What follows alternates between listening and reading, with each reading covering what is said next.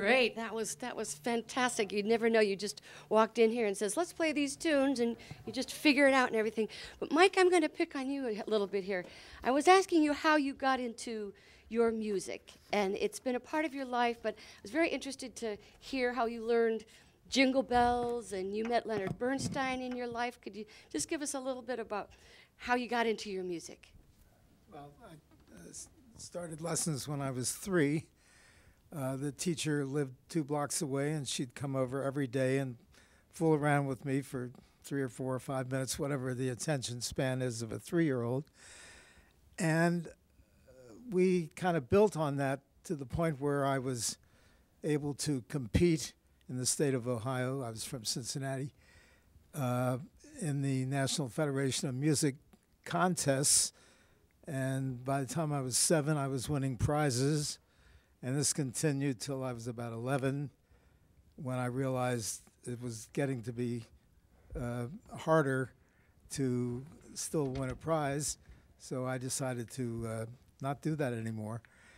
And in the meantime, my parents were very supportive, and I met many wonderful musicians: Eddie Duchin, Carmen Cavallero, Frankie Carl.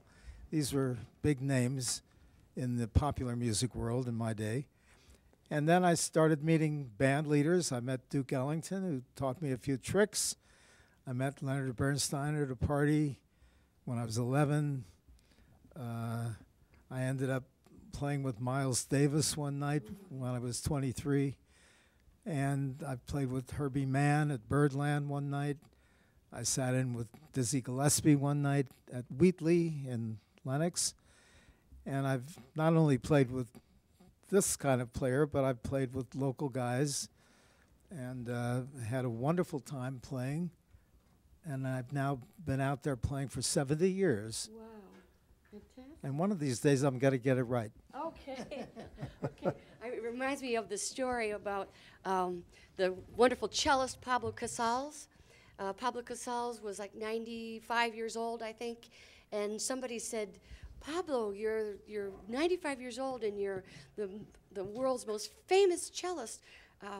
Why do you keep practicing?" He says, "Well, someday I'll get it right," he says. So, but he did get it right. So Dick, I just wanted to ask you, now you've been playing with Mike for how many years? Well, we go back, I think it's got to be, it says probably Mike in the mid-'70s or so when we started at the Lenox House, and it was from then on, off and on, we worked there for quite a while, maybe a couple of years I worked there. And he had a bass player, Steve Murray, that was Yes, Steve Murray is familiar to me. And Steve, he decided to start a big band, and that opened up a lot of doors, because out of that band he had 7-piece group, 8-piece group, Dixie group, trios, and that just was when I was down Eastover prior to that for about 8 years too. Wow. With the house band, and just a lot of jobs in between. And also there was a 10-piece band, the Carlin's band, by Dick Carmel. And speaking of somebody with age, Dick has got to be about 90, and I stopped in to visit him one day at Melbourne. And there he is sitting there arranging, writing new tunes. That's fantastic. And he still directs the Eagle stage band, I believe. That's right, that's right. So. And I was back in Nebraska recently, and I went to visit my band teacher. He's 93, and he's still playing the trumpet. And he's just as healthy and hearty as can be. He's just wonderful. And so, Roger, how long have you been playing with these two gentlemen? This is it, today. Today.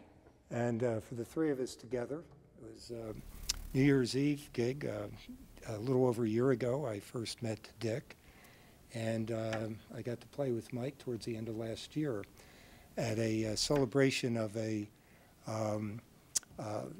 director of the fitness program in Great Barrington, senior fitness program, and Mike and I were providing the music, so it's been a real treat to play with both gentlemen. Wonderful. It's been a treat to hear you three too. And I want to just take a quick moment to thank the viewers for tuning in to watching our program on the Berkshire Senior Television program. And make sure you look for the Berkshire Senior newspaper that's out in March that has the article in there and a lot of, I loved reading the newspaper. There's a lot of good things in there. And I ran myself through a memory test. There was an article in there about testing your memory. I want to thank the people at PCTV and the wonderful volunteers and staff here for having the program here. And if you are interested in music lessons, and come visit us at the Berkshire Music School. We have a wonderful website, berkshiremusicschool.org. Our phone number is 413-442-1411. And lastly, I want to thank you, Roger, for putting this together for the music school. And thank you, Mike, and thank you, Dick, for playing. Just wonderful. So I think we're going to play out with, what's your final tune here? Jeepers Creepers, as suggested by Mike. And this was published in 1938, written by Harry Warren.